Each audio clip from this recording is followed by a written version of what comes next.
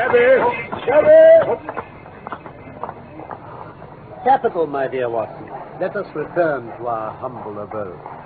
221B Baker Street, please, cabby.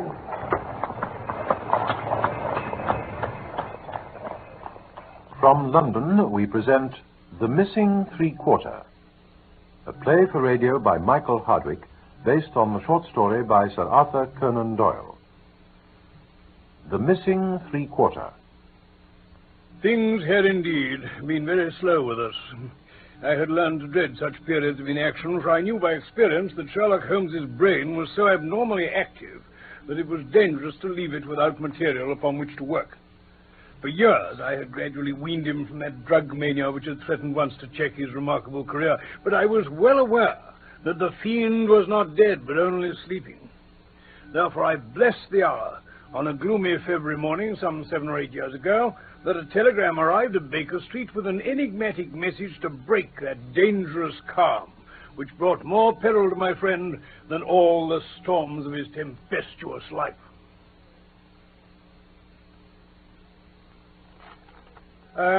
It says, please await me, terrible misfortune, right wing, 3/4 missing, indispensable tomorrow. Signed, Overton. Let me see. Thank you. Strand postmark and dispatch 10:36. Well, no doubt the telegram will shortly be followed by the sender. Been down to Scotland Yard, Mr. Holmes. Inspector Stanley Hopkins advised me to come to see you. He said so far as he could see, the case was more in your line than that of the regular police. Then place it down, Mr. Overton, and tell me slowly and quietly exactly what it is that has occurred and how you desire that I should help you. It's this way, Mr. Holmes.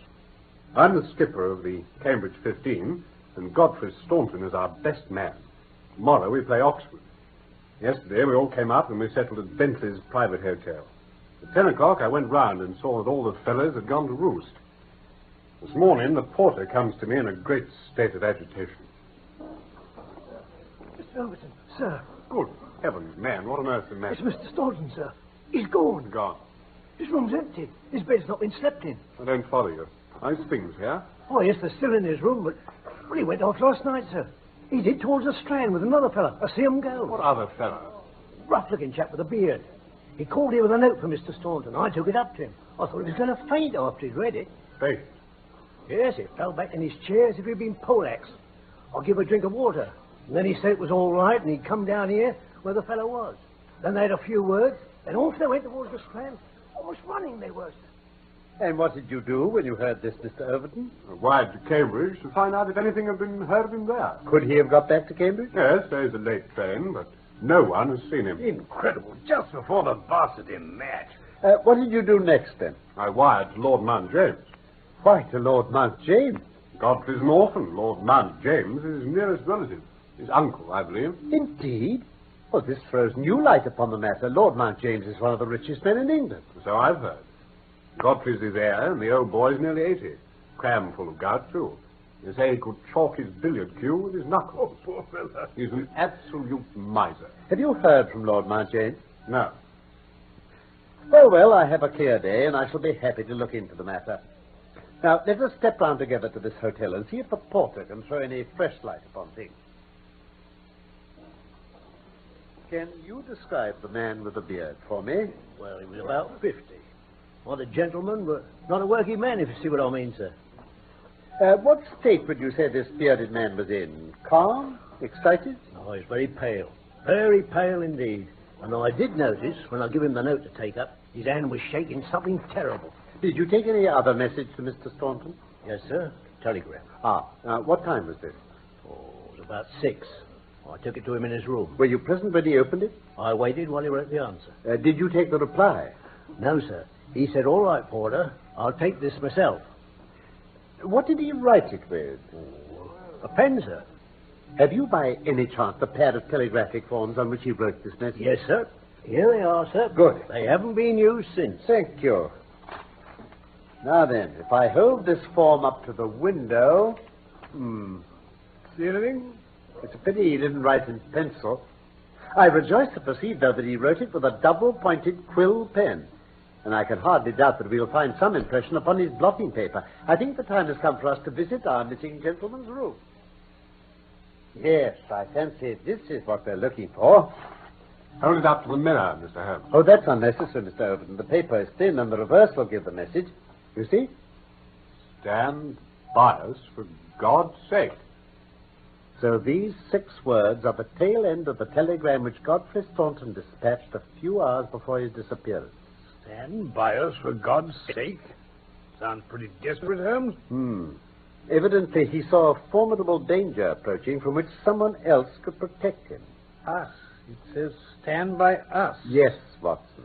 So another person was involved. Man with a beard. Then what is the connection between Godfrey Staunton and the bearded man? And what is the third source from which they sought help against that pressing danger? Well, all we have to find is to whom the telegram was addressed. Exactly, my dear Watson. Your reflection, though profound, had already crossed my mind. But I dare say it may have come to your notice that if you walk into a post office and demand to see the counterfoil of another man's message, there may be some disinclination on the part of the officials to oblige you. Oh, really, Holmes? Meanwhile, I should like, in your presence, Mr. Overton, to go through those papers which have been left upon the table. Certainly. Letters and bills, mostly. No, nothing here. Oh, by the way, Yes? I suppose your friend was a healthy young fellow, nothing amiss with him. Sounds a bell. Perhaps he was not so strong as you supposed. With your assent, I will put 1 or 2 of these papers in my pocket in case they should bear upon our future inquiry. One moment. Who are you, sir? And by what right do you touch this gentleman's papers? I am a private detective, and I'm endeavoring to explain his disappearance. So you are you?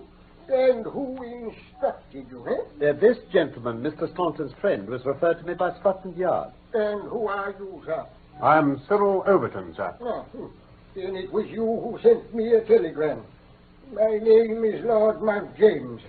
I came round as quickly as the Bayswater bus would bring me. So, you have instructed a detective? Yes, sir. And are you prepared to beat the costs?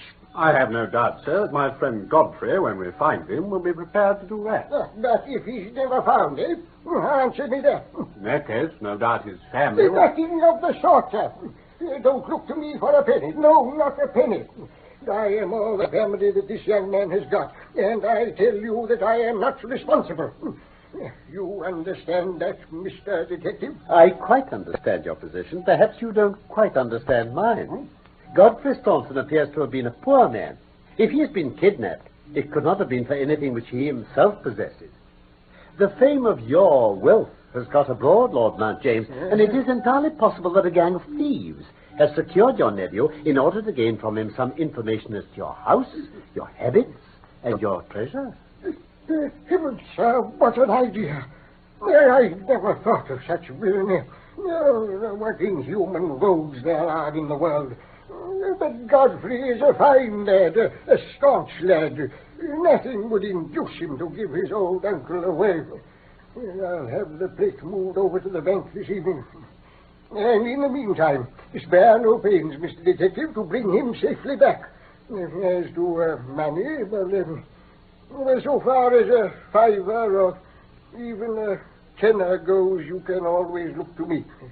Good day to you.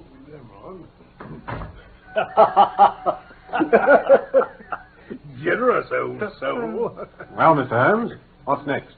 I'm afraid we must leave you now, Mr. Overton. Shan't hear from you before the match. I'm sorry. I very much doubt it. Best of luck anyway. Thank you, Doctor. Bye. Now, isn't there anything we can do about that telegram, Holmes? It's worth trying, Watson. Of course, with a warrant, we could demand to see the counterfoils, but we've not reached that stage yet. I don't suppose they remember faces in so busy a place as a post office. Let's venture it. Can I help you, sir? Oh, I'm so sorry to trouble you. There's some small mistake about a telegram I sent yesterday. I've had no answer, and I very much fear that I must have omitted to put my name at the end. Could you tell me if this was so?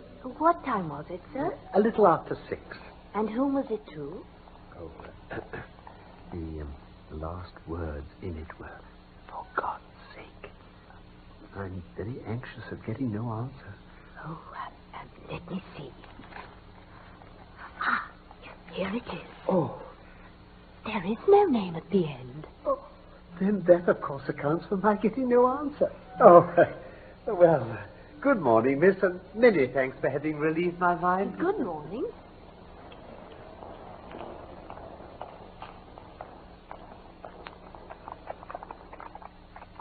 Well, Holmes? We progress, my dear Watson, we progress. I had 7 different schemes for getting a glimpse of that telegram, but I could hardly hope to succeed the very first time. And what have you gained? Debbie, what have I gained? A starting point for our investigation. Please step in, Watson. Thank you. At King's Cross Station. Forest, gentlemen. We have a journey, then. Yes, I think we must run down to Cambridge together.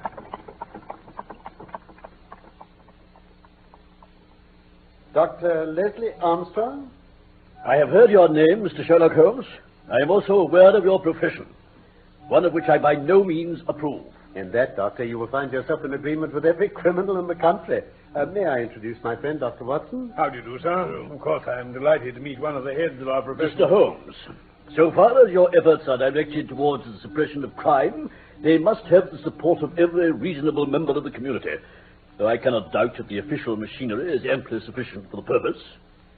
Where your calling is more open to criticism is when you pry into the secrets of private individuals, when you rake up family matters which are better hidden, and when, incidentally, you waste the time of men who are more busy than yourself. No doubt, Doctor. But I may tell you that we are doing the reverse of what you very justly blame, and that we're endeavoring to prevent public exposure of private matters, which must follow when once the case is in the hands of the official police.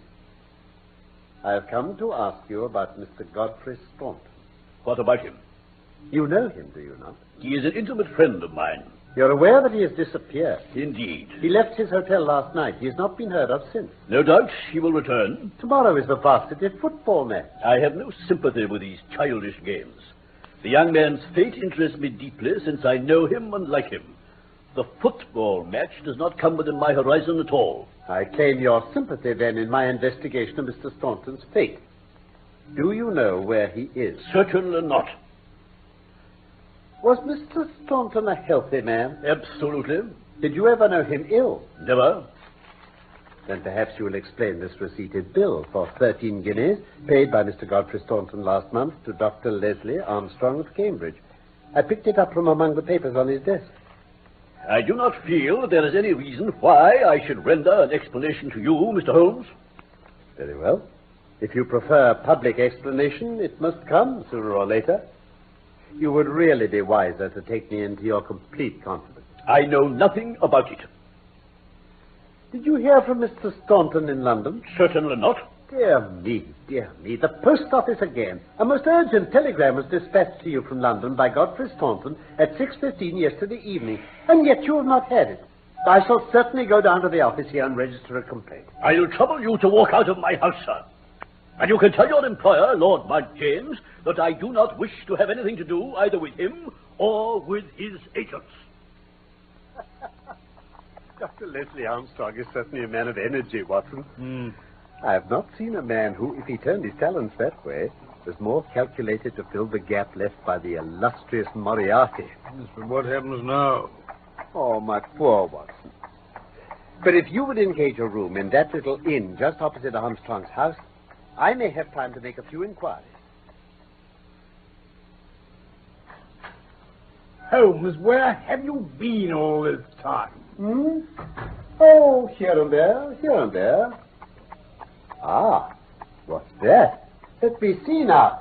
Oh, a carriage and a pair of greys outside the doctor's door. It's been out 3 hours. Started at 6:30, and here it is back again. That gives a radius of 10 or 12 miles. And he does it once or sometimes twice a day. Well, nothing unusual for a doctor in practice. Ah, but Armstrong is not really a doctor in practice. He's a lecturer and consultant. Why then does he make these long journeys? And who is it that he visits? Well, how about trying his coachman? My dear Watson, can you doubt that I have already done that? I don't know whether it came from his own innate depravity or from the promptings of his master, but he was rude enough to set a dog at me. All that I have learned I got from a friendly native in the yard of our own inn. It was he who told me of the doctor's habits and of his daily journeys. While he was speaking, the doctor's carriage came round to the door. Well, couldn't you follow it then? Excellent, Watson. You're scintillating this evening. The idea did cross my mind. There is, as you may have observed, a bicycle shop next to our inn. Yes. Into this I rushed, engaged the bicycle, and was able to get started before the carriage was out of sight. And? He had got well out on the country road when a somewhat mortifying incident occurred. The carriage stopped. The doctor alighted, walked swiftly back to where I had also halted, and told me in an excellent sardonic fashion that he feared the road was narrow, and that he hoped his carriage did not impede the passage of my bicycle. Confounded cheek. Oh, nothing could have been more admirable than his way of putting it. I at once rode past the carriage and went on for a few miles. Then I halted in a convenient place to see if it would pass me. There was no sign of it. Gone off down a side road, then? Evidently. You think he knows where Staunton is, Holmes? I'll swear it.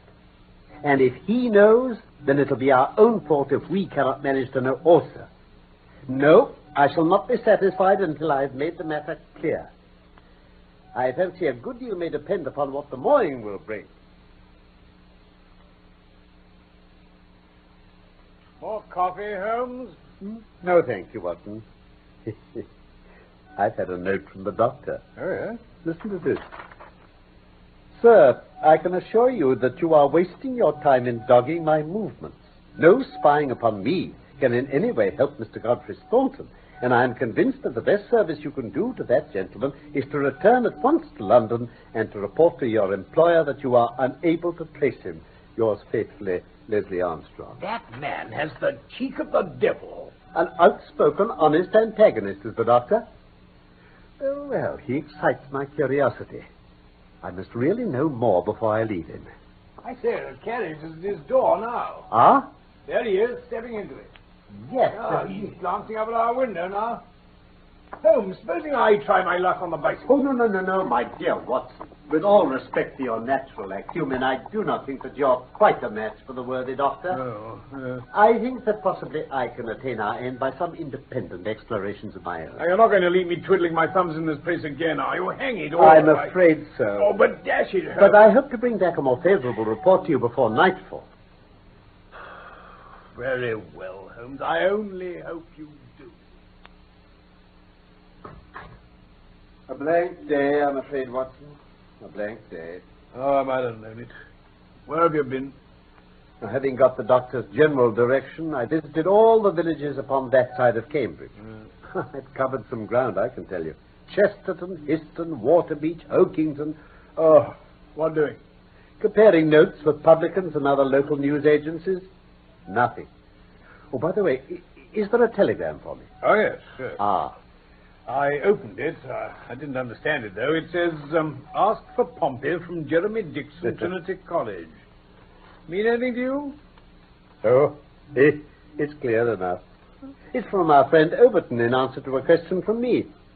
I'll just send round a note to Mr. Jeremy Dixon, and then I have no doubt that our luck will turn. Oh, by the way, any news of a match? Oh, yes.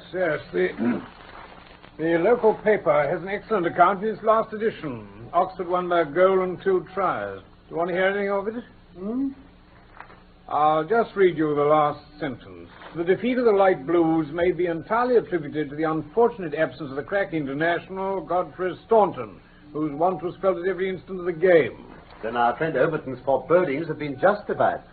Quite. Personally, I'm in agreement with Dr. Armstrong, and football does not come within my horizon. More's the pity for you, Holmes. At any rate, let us follow the example of a footballer and take an early night in bed. I foresee that tomorrow may be an eventful day. Holmes, where have you been this time? And what are you doing with that hypodermic syringe? Don't tell me you... No, my dear fellow. There's no cause for alarm. Oh. It is not the instrument of evil upon this occasion. On this syringe, I base all my hopes. I've just returned from a small scouting expedition, and everything is favorable. Eat a good breakfast, Watson, for I propose to get upon Dr. Armstrong's trail today, and once on it, I will not stop for rest or food until I run into his burrow. In that case, you best carry our breakfast with us.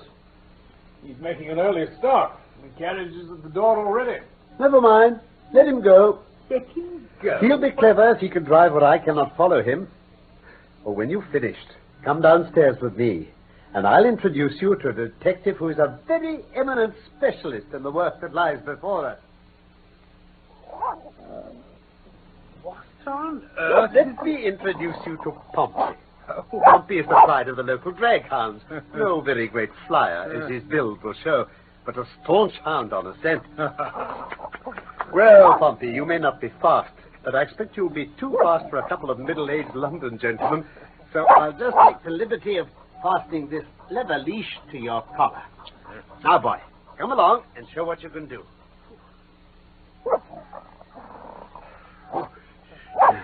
He'll run us off our legs at this rate. What have you done, Holmes? A threadbare and venerable device, but useful on occasion. I walked into the doctor's yard this morning and shot my syringe full of aniseed over the hind wheel of his carriage. A drag hound will follow aniseed from here to John O'Groats. Oh, he's turning off into this lane. What? Hey, Holmes, it goes back almost in the direction of the town. Oh, the cunning rascal. This is how he gave me the slip the other night. This detour has been entirely for our benefit, then. No wonder my inquiries among these villages led to nothing. I'd very much like to know the reason for all this elaborate deception. This should be the village of Crumpington to the right of us. By Jove, here's the brougham coming round the corner. Quick, Watson, quick, or we're done. Into the field.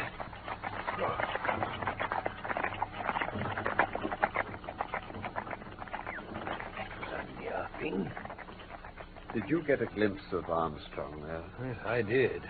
Head sunk on his hands, the image of distress, I'd say. I fear there is some dark ending to our quest. Come, Pompey. Ah, he's making for the cottage in the field.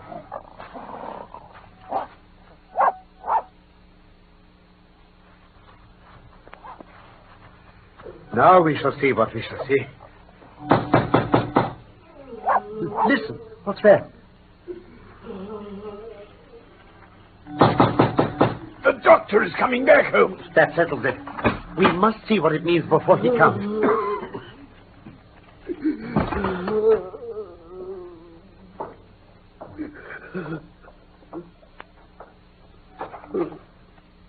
Who are you?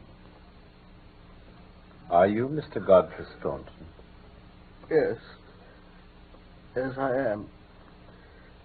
But you're too late. She's dead. You can see for yourselves.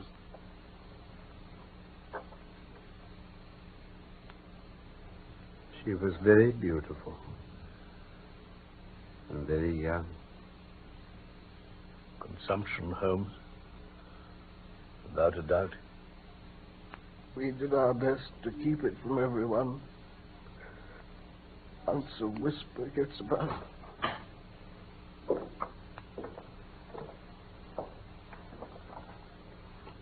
So, gentlemen, you have attained your end.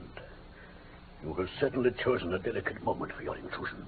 Leslie. I would not brawl in the presence of death, but I can assure you that if I were a younger man... Excuse me, Dr. Armstrong. I think we are a little at cross purposes. If you could step into the next room with us, we might each be able to give some light to the other upon this miserable affair. Very well.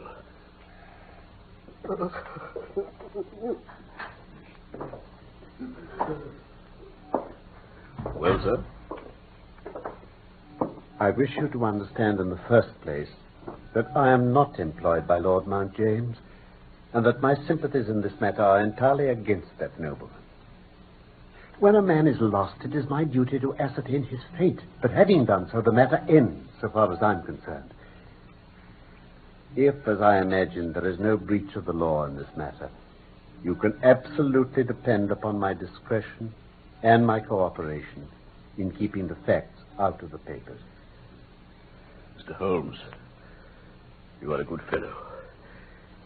I had misjudged you. And my apologies to you, too, sir. Not at all, Dr. Armstrong. A year ago, Godfrey Staunton married his landlady's daughter. She was good, beautiful, and intelligent. No man need be ashamed of such a wife. But Godfrey was the heir to this crabbed old nobleman, and it was certain that the news would have meant the end of his inheritance.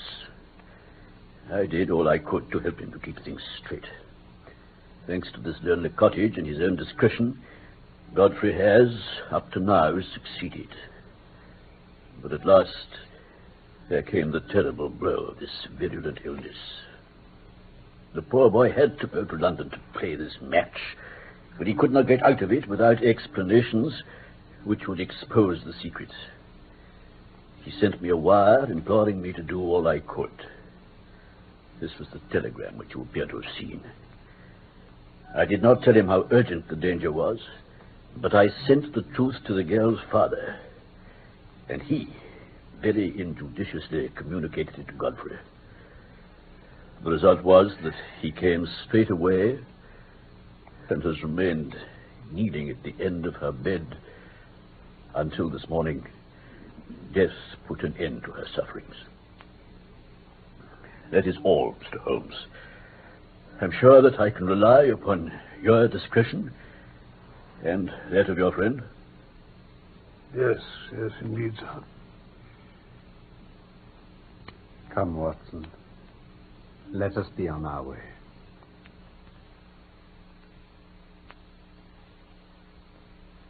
That was The Missing Three-Quarter by Michael Hardwick.